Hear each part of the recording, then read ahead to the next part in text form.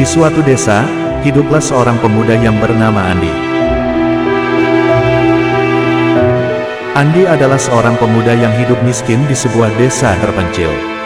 Dia selalu bermimpi untuk menjadi kaya dengan harta yang melimpah, tapi tidak mempunyai modal ataupun bakat apa-apa. Suatu hari, dia mendengar kabar dari tetangganya bahwa ada seorang dukun yang bisa memberikan pesugihan dengan syarat harus berkorban manusia. Andi penasaran dan ingin mencoba pesugihan itu. Dia pergi ke rumah dukun yang berada di tengah hutan. Di sana, dia bertemu dengan dukun yang bernama Pak Joko. Pak Joko menyambutnya dengan ramah dan menawarkan pesugihan siluman buaya putih.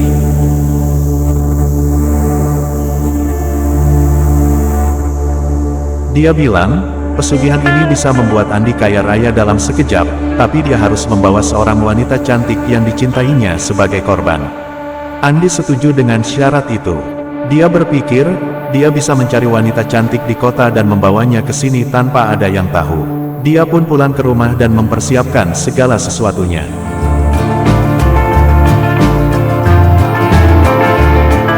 Keesokan harinya, dia pergi ke kota dengan sepeda motornya. Di sana, dia melihat seorang gadis cantik yang sedang berjalan di trotoar. Dia langsung tertarik dan mengikutinya. Gadis itu bernama Rani.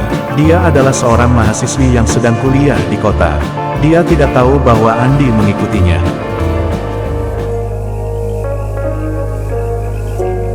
Andi mencari kesempatan untuk mendekatinya dan berkenalan. Dia pura-pura menabraknya dan meminta maaf. Rani tersenyum dan memaafkannya. Andi lalu mengajaknya ngobrol dan menggoda. Rani merasa senang dan tertarik dengan Andi yang tampan dan humoris. Andi lalu mengajak Rani untuk pergi ke tempat yang lebih sepi. Dia bilang, dia mau menunjukkan sesuatu yang menarik. Rani setuju dan ikut Andi naik sepeda motor.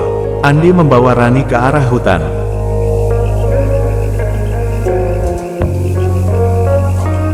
Di tengah perjalanan, dia berhenti di sebuah warung dan membeli 2 botol minuman.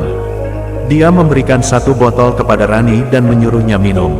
Rani tidak tahu bahwa Andi telah mencampurkan obat tidur ke dalam minuman itu. Dia minum dan merasa pusing. Andi memanfaatkan kesempatan itu dan membawa Rani yang sudah tidak sadar ke rumah Pak Joko.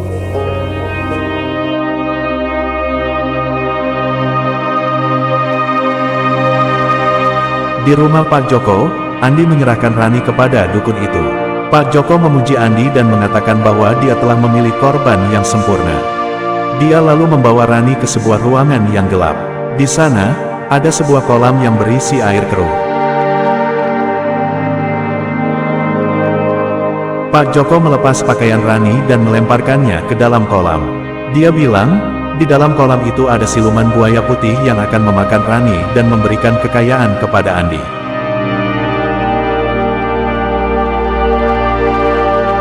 Andi menunggu di luar ruangan dengan deg-degan. Dia mendengar suara jeritan Rani yang menyayat hati.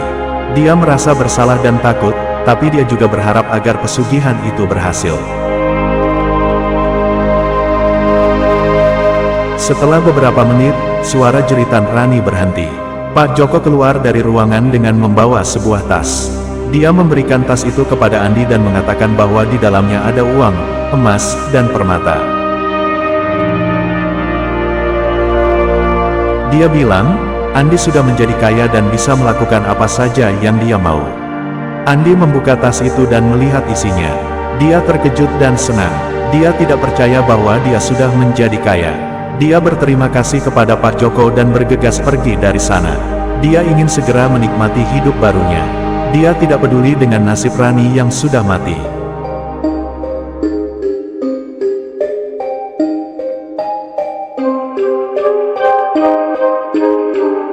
Namun, dia tidak tahu bahwa pesugihan itu ada akibatnya. Setelah dia meninggalkan rumah Pak Joko, dia merasakan sesuatu yang aneh. Tubuhnya mulai berubah.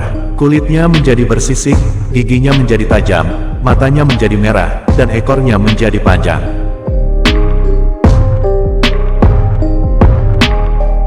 Dia berubah menjadi siluman buaya putih. Dia menjerit dan menangis, tapi tidak ada yang bisa menolongnya. Dia terjebak dalam kutukan pesugihan yang tidak bisa dibatalkan. Akhirnya, dia hidup sendirian di dalam hutan. Dia tidak bisa kembali ke desa atau ke kota. Dia tidak bisa bertemu dengan keluarga atau teman-temannya.